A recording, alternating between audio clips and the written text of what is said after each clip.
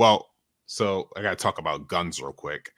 I have always, from when I was a kid, had an interest in guns because I grew up watching violent movies and playing violent video games. So I'm like, ooh, look at these. These guns are cool. Oh man, So you're not then, helping the cause, the 2A cause with this. You actually are in the minority, I think, with the, or maybe not, of the video games. But you didn't cause, but like your interest was sparked by video games, I suppose. But it doesn't mean you didn't commit any violence that was no, sparked by God, no. video games. No, no, Yeah, no, no, no. yeah. Um, It leads to so purchases, but not to incidents per se. exactly. But so let's see, 2018, well, 2016, the 2016 election came about. Donald Trump was running, so everything was like super politicized. So it is like, well, the politics are in my face now, so I kind of I can't really ignore it because it's being pushed everywhere. So I'm just kind of looking around like, okay, this is all kind of crazy. We got the absolute buffoon that is Donald Trump going up against a crook, Hillary Clinton. Trump ended up winning, as we all know. And, people are reading at each other online and sometimes real life. And it's just whatever. In one of my friend groups, someone so there's this one of the bigger 2A channels on YouTube. It's a black dude who goes by Colion Noir. Yeah, I know who that is. Yeah, one of my friends, he had sent a link to one of his videos where when he was still with the NRA, he did like a mini series where he went to like these big cities like Seattle. I think he went to LA, he went to Chicago, and then the video that he linked was the one where he went to Seattle and then he like talked to people around the city and then they were talking about how bad like the opiate or heroin, the drug problem is there, and the shit they got to deal with there. um I was watching more of his stuff and I'm like, okay, this dude's a pro gun dude. Let me watch more of his stuff. And then I'm like watching his stuff, doing my own research, and I'm like, oh wait, guns, we kind of need those. And I don't like the fact that people are trying to disarm us.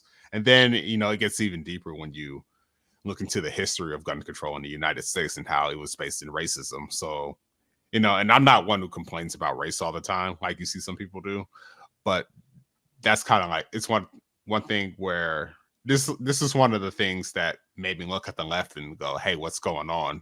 You all claim you all aren't racist, but you want me disarmed. What's going on there? And then that just led to other things like how the Klan was started by Democrats and shit like that. One thing led to another, and then I kind of started looking into conservatism a bit. And I'm like, I agree with some of this stuff. The whole gun thing, uh, small government, you know, uh, anti-socialism, anti-communism, shit like that. Like, I can jive with this stuff a little bit, but then what got me, now I'm more libertarian, and what the thing that got me into that was do you know who Maj Toure is by chance? Of course. Yeah. I discovered him, he's libertarian leaning, so I'm like watching his stuff and seeing what he's doing, and I'm like, okay, what is this libertarian stuff? I've heard of it before, but I'm not too familiar. So I'm doing research. I kind of felt like it kind of libertarianism fit my personality well because the main thing about libertarianism is as long as you aren't hurting anybody or causing problems, do whatever you want. And that's kind of how I've always been. I'm just, like I said, just loner, low key, reserved. If you leave me alone, I'll leave you alone, and that's more or less what libertarianism is. So I'm like, this is perfect for me. So that's kind of the camp I've been in since then. That was like 2018, 2019. That's so cool to hear your journey. I appreciate that. Yeah, and Maj Toure, of course, is the founder and of Black Guns Matter, who Right. is an organization that really does great work bringing firearms education and training into not just inner cities in the country, but really all over the country, and um, just building a better culture with a respect for the Second Amendment and for guns and for firearms and all this stuff.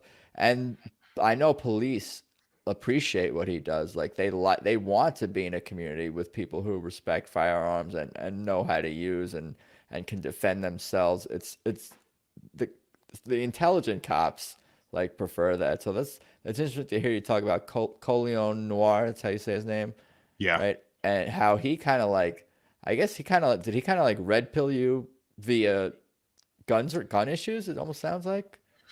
More so, I guess, the more, I guess, for lack of a better term, political side of it. Because, like I said, I kind of always been pro gun, but I never really looked at the political side, like how, they want to ban guns. And, whenever a mass shooting happens, they say like dumbest things about guns because, these are people who don't know anything. Have you ever met Colion Noir? No, but I would like to. I very much like to. What would you say to him if you met him and had a chance to talk to him? That's a good question. I haven't thought about that.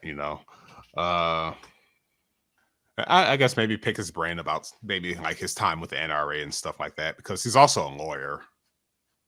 So I pick his brain about that a little bit. Do some shooting because I know that's what everyone wants to do. Is do some shooting. What is your experience and history with shooting? Because you said obviously you were into movies and stories and violent video games and stuff growing up. But when did you have experience shooting even before you found Colion online and got more Yeah. political? So the first time I ever shot a gun was when I was 18. This is like when I came back from Cincinnati from Xavier University. My dad, he's been in law enforcement for over 20 years. So he obviously owns guns. And he picked up that I had an interest when I was a teenager. So, he kind of showed, he didn't let me shoot when I was a teenager, but he started bringing the guns out more. He showed me what he had. And he showed you, he taught like the 4 rules of gun safety. Don't have your finger on the trigger until you're ready to fire. Keep the gun unloaded. Even if it's not loaded, treat it as if it is, and know your target and what's beyond that. He taught me that stuff. He kind of taught me the basics, yeah, speaking of sorry, basics of how to operate a firearm, stuff like that. But he took me and my sister to a range when I was 18.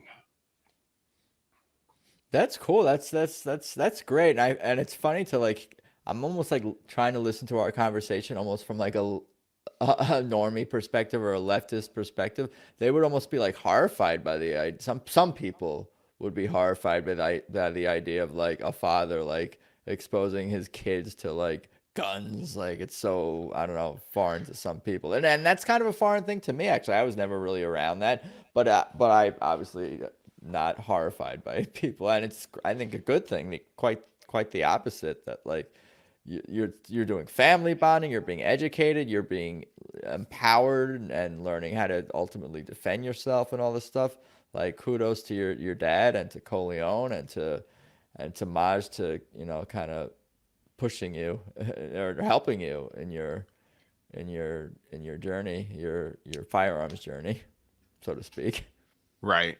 And like I said, that's what got the ball rolling with me getting into politics because with me looking into like gun control and shit like that, you start looking into monetary policy and uh shit like that. Yeah, a lot of people don't. We didn't really go deep into it. We don't have to go deep into it, but a lot of people are not aware of the racist history behind gun control in the 19th century, like the post Civil War gun control and all It that. actually goes back further. The first piece of gun control legislation that was signed into law on this landmass was in the 1600s when Virginia was still a colony, and it said verbatim, blacks cannot own firearms. Yeah, but people don't know that. I actually wrote a thread about that. Like last year, I was hilariously sitting in the Richmond airport because I was out camping with some friends. We all brought guns out to shoot and whatever. And I was coming back home. I'm like sitting in the Richmond airport waiting on my flight. Uvalde just happened, and I'm like, so yeah, gun control has been racist from the 1600s. And here's a thread, and here's what happened. And that was fun. That was one of my threads that blew up. It's funny to think about how like anytime I'll see someone on the left or they'll post something like about disparaging the NRA or criticizing the NRA or saying outlandish things that are negative about them, and the consensus, like libertarian-minded opinion and thought is that the NRA does not nearly go far enough in support of Toure, in support of gun rights. Like You they're know, like they're the corporate. They're in a lot of ways they're corporatist sellouts who's there just to, in some ways, make.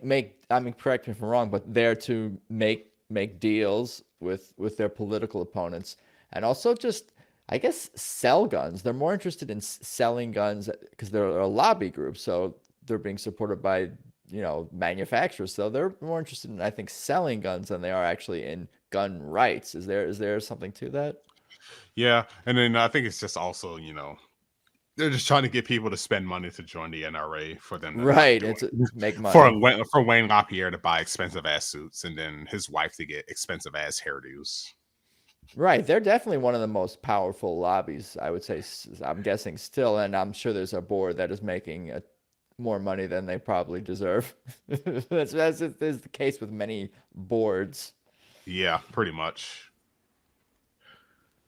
Um, Um, yeah, go on. uh, for anyone who listens to this, if you want to support a real gun rights group, Firearms Policy Coalition, they are always on it, on everything. They are great.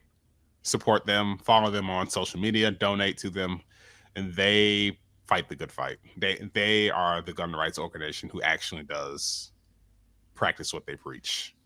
And they're a national organization, of course. Yes. I'm assuming, yeah.